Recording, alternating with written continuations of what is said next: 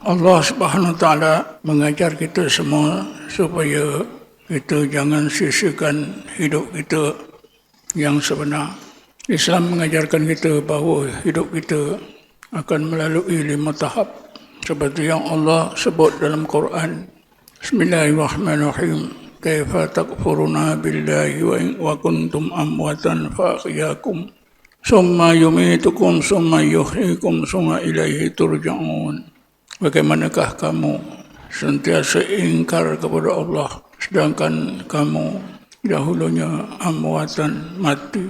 Fa ahyakum, kemudian Allah menghidupkan kamu. Summa yumitukum, kemudian Allah mematikan kamu. Summa yuhyikum, kemudian Allah menghidupkan kamu semula di padang mahsyar. Summa ilaihi turja'un, kemudian kamu semua akan dikembalikan kepada Allah Subhanahu Wa Taala.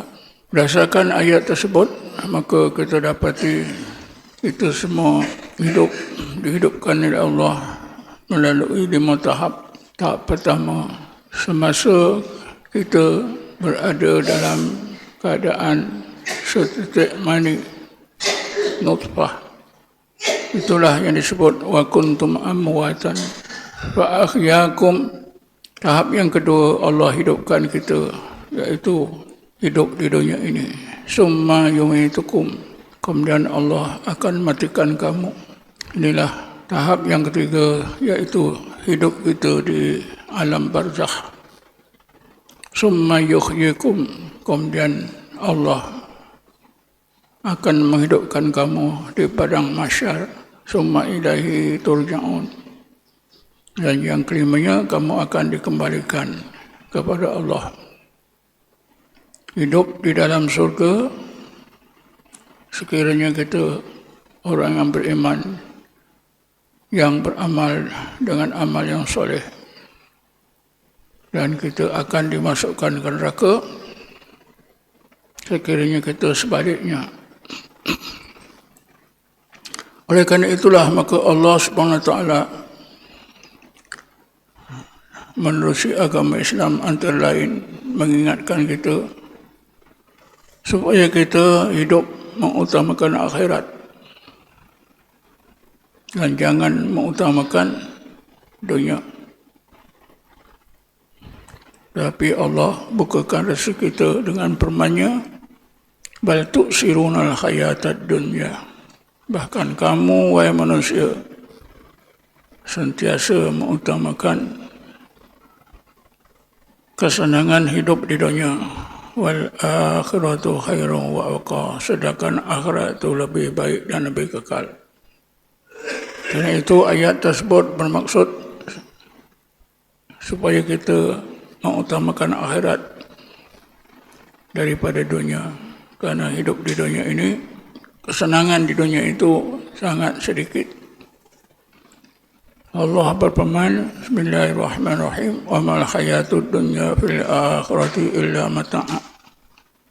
Kesenangan dunia itu berbanding dengan kesenangan akhirat, maka kesenangan dunia itu hanyalah mata'un qalilun, kesenangan yang sangat sedikit.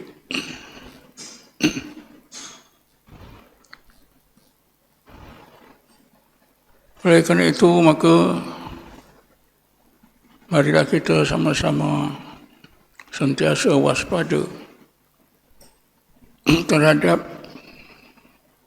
hidup kita, sama ada kita hidup mengutamakan dunia atau akhirat.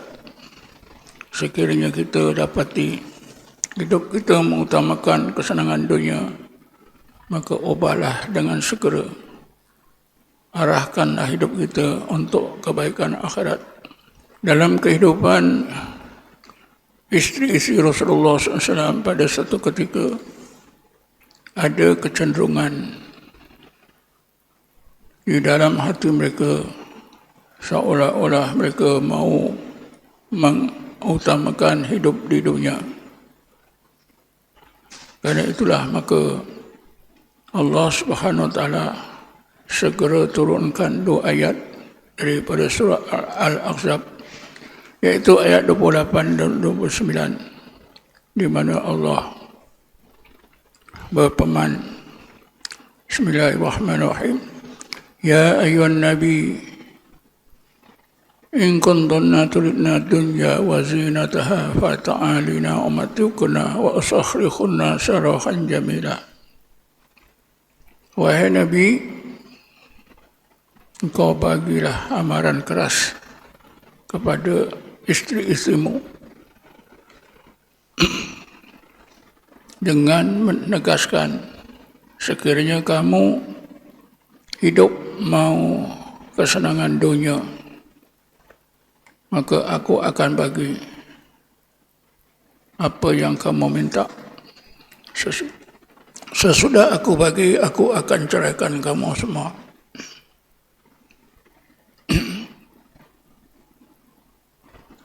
Di dalam catatan sejarah disebut bahawa isteri-isteri Rasulullah SAW telah memohon kepada Rasulullah supaya Rasulullah mengambil perhatian berat terhadap dua keperluan hidup. Pertama, makan minum, dan kedua, pakaian.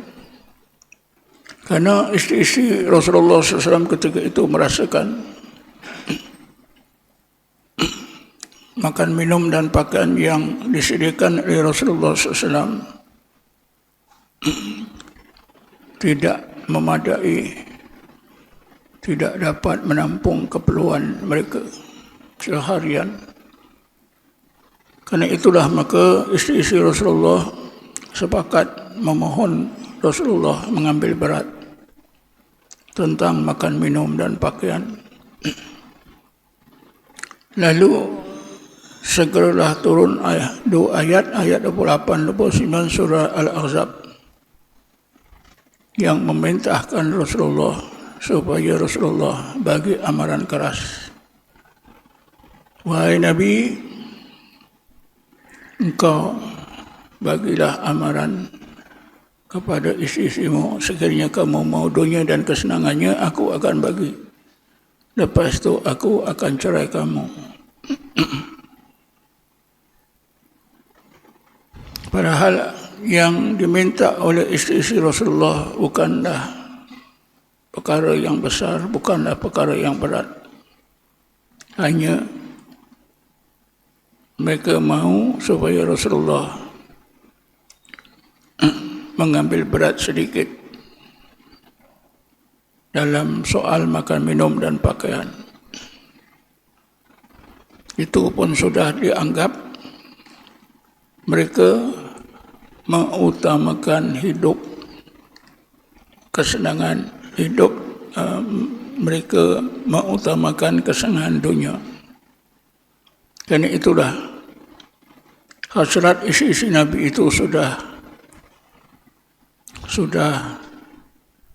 seolah-olah menyimpang daripada matlamat hidup, yaitu mengutamakan akhirat. Padahal apalah besarnya mereka isi-isi Rasulullah mahu Rasulullah mengambil berat tentang makan minum dan pakaian. Berikutan dengan peristiwa itu, maka Rasulullah SAW memanggil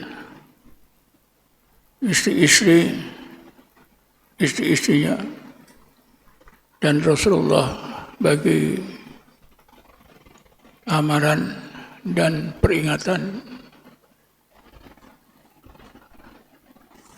Antaranya apa yang Rasulullah sebut pada Sayyidatina Aisyah. Wahai Aisyah, sekiranya kamu di akhirat nanti mau hidup bersama aku, maka engkau jagalah 3 perkara dalam hidup engkau di dunia ini. Pertama, engkau jangan menyimpan harta lebih daripada bekalan orang yang musafir.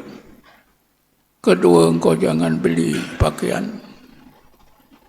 Jangan beli pakaian baru kecuali pakaianmu sudah koyak. Dan ketiga, engkau jangan suka bercampur gaul dengan orang-orang kaya. Kerana tiga perkara inilah yang biasa mendorong seseorang itu hidup mengutamakan dunia, melupakan akhirat.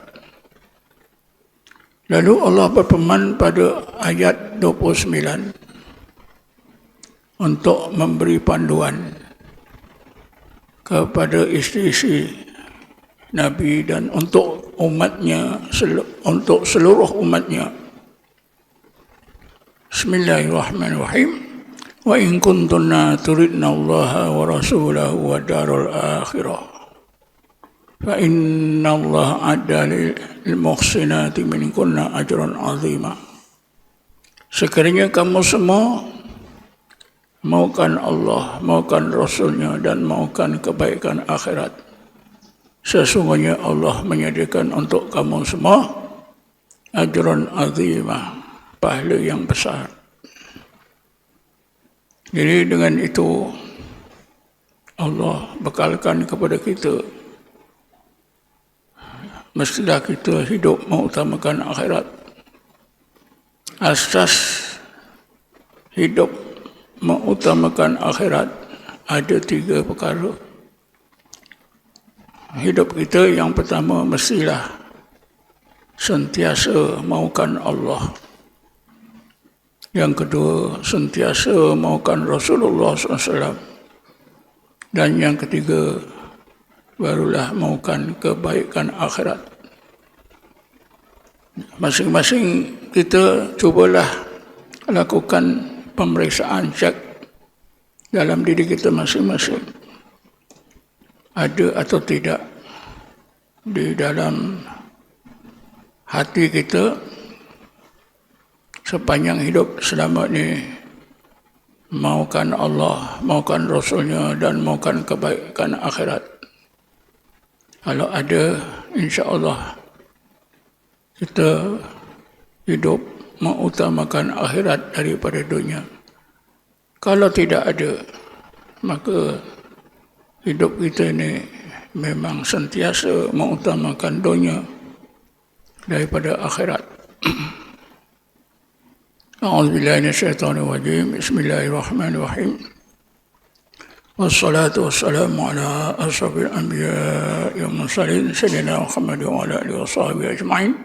Hamdan hamidina hamdan syakirin hamdan yuafi ni'amu yukafi mazidah. Ya Rabbana lakal hamdu kama yanbaghi li jalali wajhika azimi sultanik. Allahumma salli salatan kamilah wa sallim salatan tamah ala sayyidina Muhammad alladhi tanakhallu yuqad wa tanfarju wa tuqda bi khawaij wa tunalu bi raqai wa sahatim wa yastasqal ghamamu bi wajhil karim fi kulli lamhatin wa nafasin bi adadi kulli ma'nak. Allahumma ighfir lana warhamna, Allahumma ighfir lana warhamna, Allahumma ighfir lana warhamna.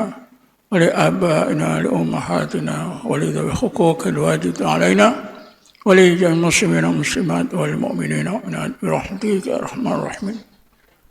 ربنا ظلمنا أنفسنا وإن لم تغفر لنا وترحمنا لنكونن من الخاسرين. ربنا آتنا في الدنيا حسنة وفي الآخرة حسنة وقنا عذاب النار. ربنا آتنا من لدنك رحمة وهب من أمرنا رشدا. وصلى الله على سيدنا محمد النبي الأمي وعلى آله وصحبه والحمد لله رب العالمين.